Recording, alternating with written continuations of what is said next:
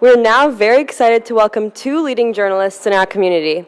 Please welcome Iranian journalist and women's rights activist Masih Alinejad in conversation with Nazanin Ansari, who is managing editor of Kayhan London. Thank you very much. Can you hear us? Yes. It's low? Can you hear me? I don't need a microphone. Well, compared to her, I don't The reason that I got expelled from Iranian parliament just because I have a loud voice. Yes, it's true. Oh, no, So now I have my voice. Okay. So Masih Alinejad needs no introduction. I mean, as a journalist, human rights activist, you have one of the most recognized voices, names, and faces. And certainly, you don't need any introduction. Others have talked about you. Sheryl Sandberg, for one, she commended you for building a platform to bring the voices of Iranian women's voices to the international scene, and to allow the international community to have a chance to see another side of life. And you've also been recently nominated for the Nobel Peace Prize. You follow in the footsteps of course, Dr. Shirin Ebadi, who won the Nobel Peace Prize, and also, let's not forget, Mrs. Narges Mohammadi, who only recently got herself, after a 5-minute trial, another 8 years in prison. And one of the charges, according to the human rights organization, Iranian Human Rights Organization, was being nominated for the Nobel Peace Prize. Of course, let's not forget, you've got your own name on a congressional resolution, Senate resolution, and it's called Masih Alinejad Hunt Act of 2021. You were a victim of transnational kidnapping plots. But when you were accepting your Nobel nomination, you said that you have to stop gender apartheid in Iran. And for a lot of young Iranian Americans, for a lot of even Iranian girls, they cannot understand what gender apartheid means. So can you explain to us what it means? First of all, such an introduction. Thank you so much. سلام به همگی. خیلی خوشحالم چهره‌های ایرانی اینجا می‌بینم. I'm so happy being among all amazing people here. And I have to say that when they say what gender apartheid means, I don't want to go further and talk about what happened to women after the revolution. Let's just talk about what happened to us 5 days ago. 5 days ago, a 17-year-old girl was beheaded by her husband, which I cannot even call her husband, because the Sharia laws in Iran allowed her to get married with her cousin at the age of 14. So for me, this is not just an honor killing happening by family. The honor killings being supported by Sharia laws in Iran. So this is called gender apartheid. The revolution after like 42 years supposed to help people, but now, as you mentioned, Shirin Ebadi made an apology for being involved in revolution. I was only 2 years old. And I want to say that the revolution itself became a revolution against women. I asked many people in Iran that, what was the reason? What was the reason? What was your feeling that you felt that instead of reforming, you asked for revolution? Many people say that because we needed more political freedom. What happened?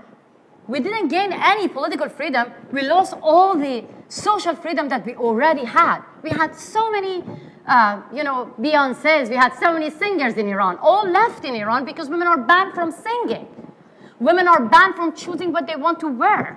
Women are banned from traveling abroad or getting passport without getting permission from their husband. Women are banned from all their basic rights. So all the laws in Iran are against women. That is why I called it gender apartheid. Many people in the West, maybe, when they see my campaign against compulsory hijab, Nazanin, they always keep saying that. First of all, why I don't see any I don't see Rob Malley here. Yeah, this conference is about Iran. Honestly, I was expecting to see Rob Malley or people from Secretary Blinken's office who cares about Iran. This is about Iran. They are talking to our oppressors. We are the victim of gender apartheid. You go and negotiate with our oppressors, but you don't want to listen to us? I hope they listen to me right now. Many people in the West, they say that, you know, why you care about hijab? So much you care about hijab, we have so many bigger problems in the Middle East. I have to say that compulsory hijab is the main pillar of a gender apartheid regime. Compulsory hijab is a flag for Islamism, for Taliban and Islamic Republic.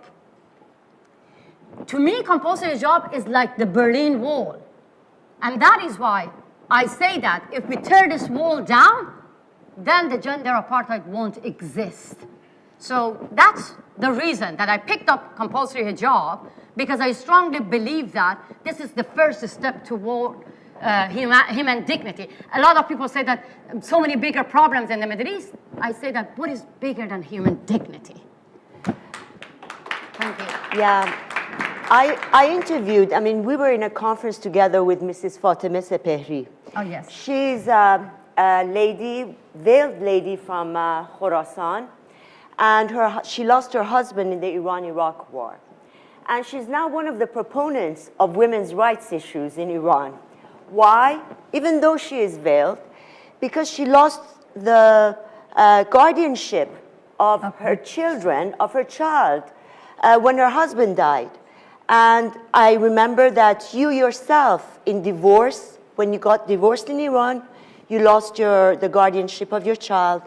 You faced, as even little girls in school, being forced to wear the hijab. If they don't, they will be marked for a long time, like you were marked in Iran.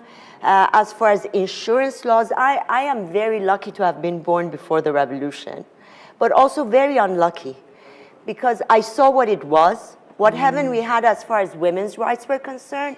In 1974, 75, for your information, we had Equal Rights Amendment, equal pay for equal work, when even the United States, even to now, doesn't have it. So these are the things that we lost. And if you say the revolution was anti-woman, you are right.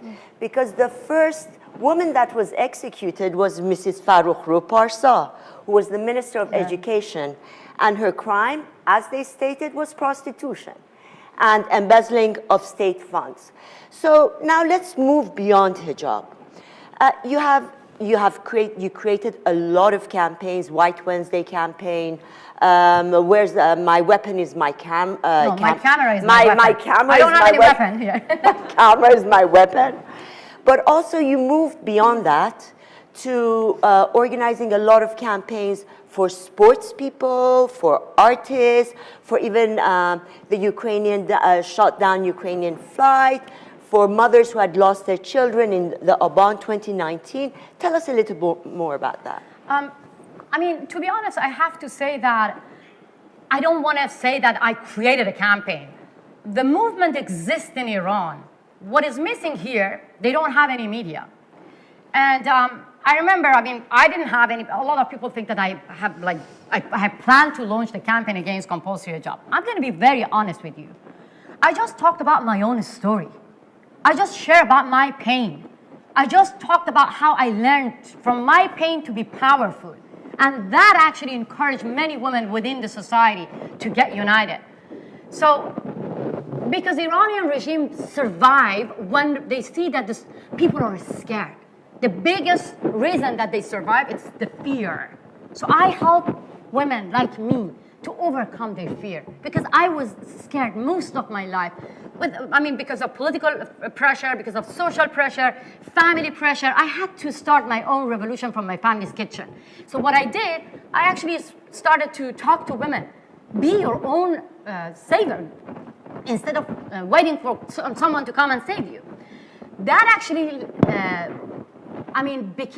I learned from my people, those who joined me, to give them a platform. And I remember that when the head of the Revolutionary Guard says that, the head of the Revolutionary Court appears on TV and said that if anyone sent videos to Masih Alinejad will be charged up to 10 years prison. I was shocked. And I felt the burden, guiltiness, that what I'm going to do. I just went on TV and I said that this is it. Because I don't want to get anyone into troubles. What happened? Many mothers who lost their beloved one in Iran protests, they hold the pictures of their beloved one. They went to the same street that their children got killed, got shot in the head, in the chest, saying that, Masih, we want you to be our voice. They have a powerful voice within the society, but they want us to echo their voices. So, and I created different campaigns, like for when Naveed Afkari got executed. Naveed was an amazing wrestler, champion in Iran. He knew what he was doing. When he got executed, I was miserable. You know, I was in my garden when I heard the news, and I was furious. I was crying. I was helpless. What came to my mind that I have to get all the people who were like Naveed, part of the national team, to get united. I went to them and I said, I was always saying to myself that in Iran, women are not allowed to go to a stadium and enjoy, football or supporting their national team. In 21st century, a woman set herself on fire just because she wanted to support her national team, her favorite team. I was saying to myself that the FIFA should ban Iran, should boycott Iran, but no one listened to me. So I asked the athletes to join me. So I created a campaign called United for Naveed. So all the brave and heroes of Iranian people who were part of the Iranian national team for years and years, now saying that this is 21st century. You have to think about it, that these government should go in international court, not international federation. Let me give you an example. President Biden, he had to get back and look himself when he was really young. He was supporting the idea of banning, during the apartheid. You remember that? He was supporting the ban because of the apartheid. So we are suffering from gender apartheid in Iran. What is different? When we talk about banning Islamic Republic from everywhere and recognizing the civil society, they call us, oh, you are supporting the war or either supporting the deal. This is wrong. I am carrying the scars of the wound in my shoulder. 2 of my brothers were injured during the war. I am a victim of war. Now you labeling us and many activists here. I see Ladan Buruman and many highly respected activists, human rights activists. You yourself, you're being labeled that you're supporting war when you say ban Iranian football. Until women of Iran are allowed to go to a stadium, stand up against gender apartheid and listen to the voice of the mothers who lost their beloved one in Iran. You're labeling us that, oh, you supporting war? No. Those who are actually calling Qasem Soleimani a hero, he was a warmonger. I know that I'm furious because I really wanted to see Rob Mali here. I wanted to see the new administration here. When we talk about human rights, women's rights, it should be bipartisan. I criticize President Trump. I criticize President Biden as well because this is the reason that they came to America. My dream was to have freedom of expression in America. And now I see that Ilhan Omar, all those policy makers in America, they're being misguided by some think tanks here who are the Iran lobbies, who are being the voice of Iranian government rather than being the voice of Iranian people. That makes me furious. And let's be furious. Because many people in Iran, they're looking at you now. And they want to see that in 21st century, all the European countries, they dare to go and talk to our oppressors. They allow the children of Ayatollahs to come here, but they refuse to give visa to the family of the victims in Iran. All the Ayatollahs who say death to America, even those who were involved in hostage taking, their relatives are here in America. They have green cards. Regular guests on CNN. Where is CNN here? Where is Barbara Slavin? Why we go everywhere, they challenge us. I am the voice of Iranian people. Many of us here, being away from our families, it makes me furious and frustrated when I see a 17-year-old girl was beheaded. It didn't make a headline. But Ilhan Omar's legislation about Islamophobia made a huge headline. As a woman who grew up under Sharia laws, yes, I am scared of Islamic ideology. Millions of women in Afghanistan, they deserve and they have the right to be scared of Taliban and Islamism.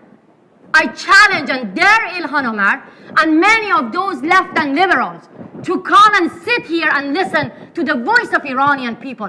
If you're really looking for a stability in the region, you cannot go and have a negotiation with one of the most unstable regimes. You have to recognize the civil society and those who dare to say no to gender apartheid. I know you understand my pain. I do. I do. And you talked about Afghanistan, and certainly you have a campaign, Let Us Talk, that has taken the issue beyond Iran to Afghanistan to the entire Middle East. Now, what kind of an advice from your experience, from your expertise, do you have for these young women? You kidding me? Huh. I don't have any advice for women of Afghanistan. They did a great job. No, you are expert at what you do. I have advice for policymakers in America. But these girls who want to have their Yes. voices. No, let us talk. Let us talk. Yes, okay, Nazanin, go Nazanin. on. The brave women in Afghanistan, they don't need any advice from me, from none of us in the West. We have to give advice to those in Norway, to those in America who call themselves feminists, liberals, and dare to go and negotiate with Taliban. Negotiating with Taliban means you're legitimizing one of the most terrorist and barbaric states. We have to give advice to them. Recently, the اسمشو بگو. Key.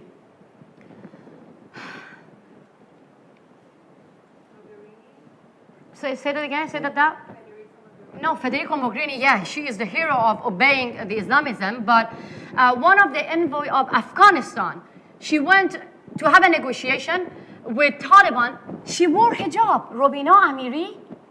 She obeyed chadori, as Afghan women says. Women in Afghanistan say no to compulsory hijab. She was not forced to wear hijab in Norway. She did. And then you want to defend the right of women of Afghanistan? So my advice is nothing just toward all the feminists. Believe me, if you don't stand with your sisters in the Middle East, you have to fight Taliban and the Islamic Republic, the terrorists here in the West, in America. I know that Americans here, you have a famous saying that what happens in Vegas stays in Vegas. But believe me, what happens in the Middle East, in Iran, in Afghanistan, doesn't stay there. It's going to infect the rest of the world. They came after me to kidnap me here in America. You think it was about me? Believe me, I'm not scared of my life. But the most scariest thing in my life is that Islamic regime tried to challenge the U.S. authorities on U.S. soil. And Biden, President Biden, still kept silent. If it was his son, if it was his relative, he wouldn't have been silent. He would have just gone after the Islamic Republic and said, just talk about the deal. And I want to tell you something, Nazanin. I want to tell you that I was for the deal. I was supporting the deal. I was supporting the reformists. I was working for reformist newspapers in Iran. We are not a bunch of oppositions here, like for 42 years, all of us. No, many of us, we had even hope on reformists. I had hope on reformists. I voted for the reformists, and I feel ashamed now. Many people inside Iran, they voted for reformist people as well. But now hear them. The opposition shifted. They changed. People have a new message. Believe me, you have to sit and listen to the voice of the mothers inside Iran. A mother whose son, Pejman Ghalipur, only 18 years, received 5 bullets in his chest. She is the true voice of Iranian opposition saying no to Islamic Republic. Pouya Bakhtiari's mother, Nahid, she was there while her son got killed in front of her eyes. She says no to Islamic Republic and she received attacks. Her house was vandalized by the Islamic Republic recently. So what I say here, instead of listening to the lobbyists, listen to the voice of Iranian people within the society. Whether you help us or support us or not, we're going to get rid of the Islamic Republic one day. But the history will judge you. Well, we don't have much time left, but recently I saw a very interesting statistics that in the past few years, the intelligence organs of Iran, they have multiplied fivefold. Right now, we've got between 17 to 20 different security organs controlling the people. But having said that, there was the panel today that Ladan Burumand was mentioning about the increasing number of protests.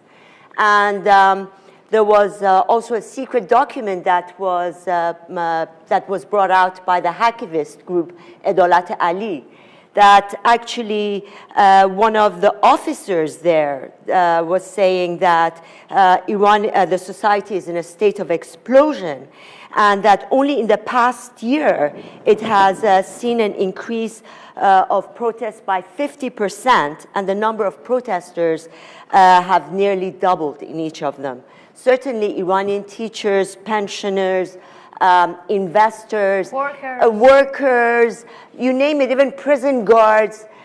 They've been protesting rallies across Iran in more than 100 cities. If you go to kayhanlife.com or kayhan.london, we have all the videos with all their slogans. And so if we see a repeat, let's just say, if we see a repeat of 2019, I remember I go back to 2009.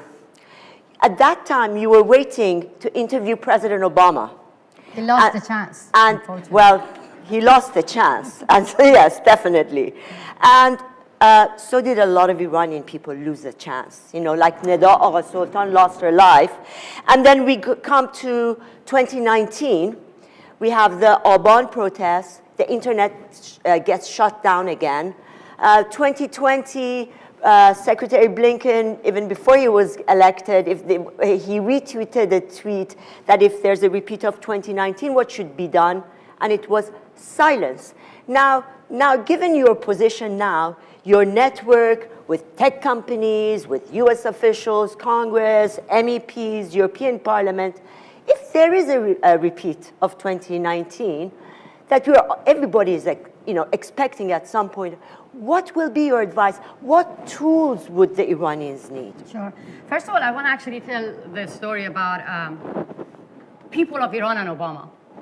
I know I don't have much time, but I'm going to be quick. Yeah. I remember that I had a meeting with Jake Sullivan and Secretary Blinken and Secretary Pompeo as well. And I said that in front of them, that Iranian people in the streets were chanting, Obama, you're either with us or with them.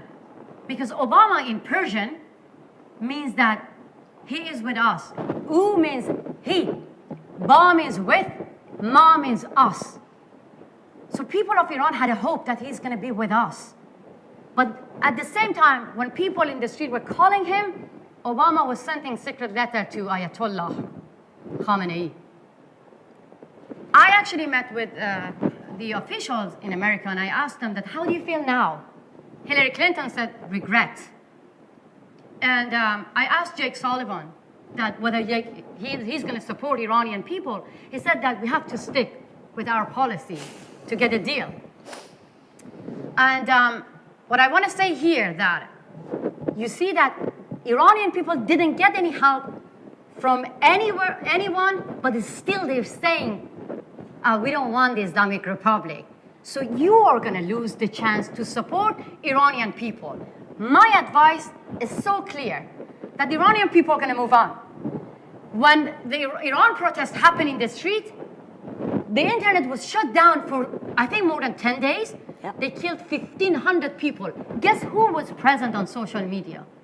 All the ayatollahs, all the officials, and all their lobbyists, trying to mislead the rest of the world, calling the people of Iran in the street hooligans. And at that time, I called all the tech companies that you have to kick Khamenei out from Twitter. You have to kick all the officials out from social media.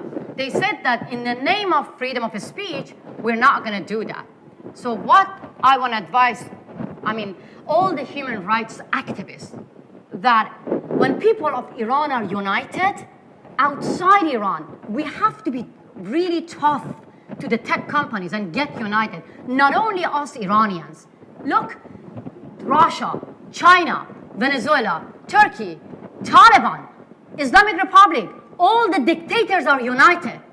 They are united than us, the freedom fighters. We, the human rights activists from different countries, should get united as well and ask all the tech companies to kick out Putin, the Ayatollahs, Taliban, and all the dictators from social media until the day that Iranian people are allowed to use the same social media. Is that too much to ask? It's not. Thank you so much. Well, thank you very We're much. on time. We're on time. We're on time, and thank you very much for your attention and staying here and listening to us. Thank you, Masih. Thank you so much. Thank you.